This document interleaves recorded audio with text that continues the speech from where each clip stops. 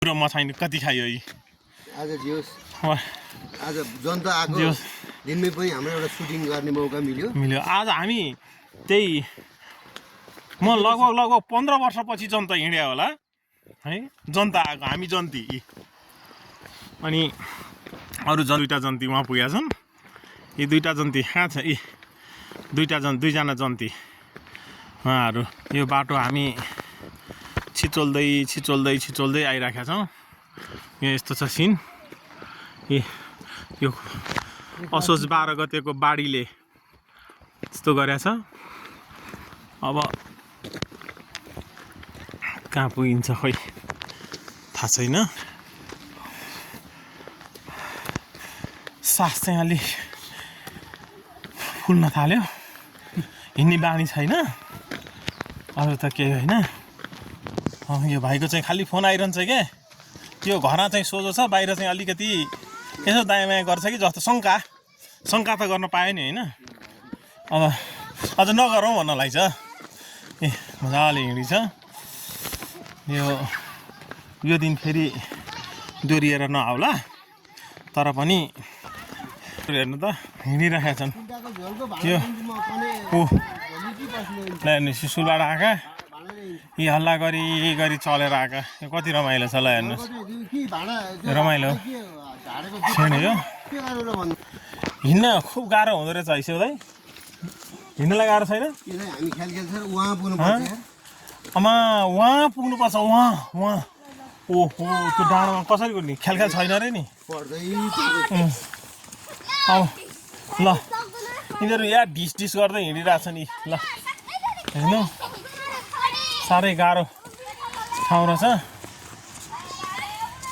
यहाँ हामी हिँड्दै आयौँ यही बोटमा हामीले किम्बु खाएको बोट हो यो बोटमा मजाले किम्बु खाएर हात यस्तो रातो बनाएर यो बोटमा यो किम्बुको बोट हो यहाँ चाहिँ यस्तो किम्बु यो किम्बु यही मैले फेरि टिपेँ गुलियो छ आहा गुलियो त्यो गाडी चढेर जाउँ भने हामीलाई पैदल हिँड्ने हो यो कहाँ खाल्ने रे ए काफल पाइन्छ कहाँ पाइन्छ काफल कता जाने हो काफल खान ए पाक्या छ काफल पाक्या छ काफल पाक्या छ हो कति टाढा छ यहाँबाट अनि उयो चाहिँ भाइको ससुराली है यही हो नि त भाइ हो है यो ससुराली यो भाइको ससुराली हामी त ल कहाँ आइपुग्यौँ ओहो कहिले पुगिन्छ हो यस्तै फाँट थियो होइन यो चाहिँ असोजको बाढीले सबै यहाँ पनि अछुतो राखेन सबै बगाइदियो नेपालको दुर्गम ठाउँ छ यो ललितपुरको अलि दुर्गमै ठाउँ हो यो दक्षिण ललितपुर त्यही होइन बुखेल दक्षिण ललितपुरको बुखेल भन्ने ठाउँ यो एकदम जिल्ला चाहिँ सुगम भन्न चाहिँ तर दुर्गमै हो है यो पनि जिल्ला मध्येको दुर्गम ठाउँ जिल्लाको सबैभन्दा दुर्गम ठाउँ यो बुखेल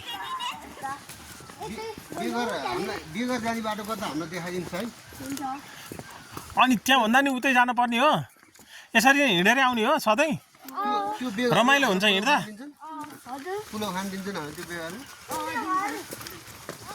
ए भाइ पुलाउ खाने हो अब मिल्यो भने खाने ल बिहा गरेर पुलाउ खाएर हामी जाने भन्ने कुरो गरे हो आउन त एउटा अर्को जनता आएको अर्को जनता जाने अब हामी यता जनता आएको यता घर गाउँले बनेर जान लाग्यो क्या भोज खान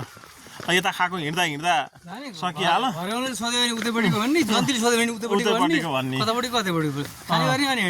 खाने गर्ने हिँड्ने यस्तै छ त्यस्तो त पर्दैन होला यो गाउँ हो त्यस्तो हुँदैन रमाइलै हुन्छ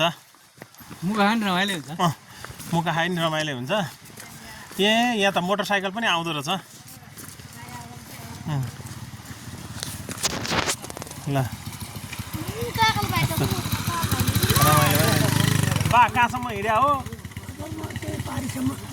घर यतै हो बाको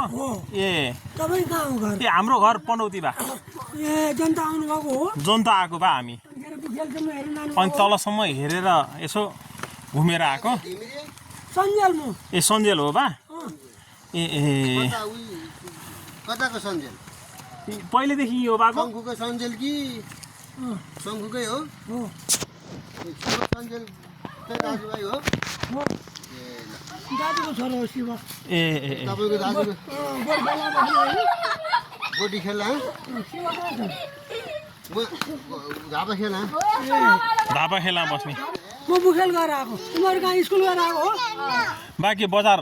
त होला नि होइन घुम्न यसो यसो भाइ कहाँ गएर आएको तल ए ए ए ए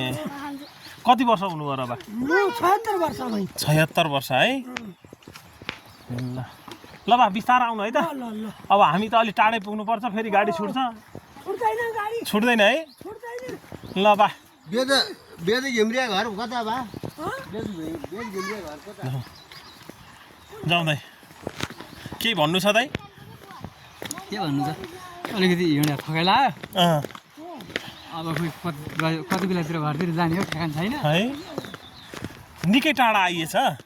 ख्यालख्यालमै आएको अलिक टाढै आइएछ क्या दाइ हिँडियो है? 4-5 किलोमिटर हिँडियो 4-5 किलोमिटर त हिँड्यो ओहो मजाले हिँड्यो हामी है भाइ इन्टरभ्यू लिँदै थियो आउँदैछ ए छिटो आउनु छिटो छिटो आऊ छिटो ढिला हुन्छ फेरि अलिक छिटो जानुपर्छ गाडी छिटो भने जुगाउनु कसरी हिँडेर कसरी हिँड्ने हो ल राम्रोसँग है बाइकमा फेरि म त यहाँबाट अब यहाँबाट गाडी छिटो भने त्यहाँ फेरि गएर चिया खान्छु सुत्दिन्छु तिम्रो त आफ्नै गाउँ परेछ बाबु यति मात्रै हो र भन्छन् होइन त्यो उहाँ त्यो रेस्टुरेन्टमा पनि आफ्नै गाउँ हो र आफ्नै घर जुवाई के खाने बियर खाने कि हुक्का खाने भनेको थियो अनि मलाई चाहिँ ताजा हेऱ्यो हुक्का ज्वाइँलाई हुक्का खाने भनेपछि त सकिएको नि है त्यसो त भन्नु नहुने डबल नातेर त्यो बजार छ नि अँ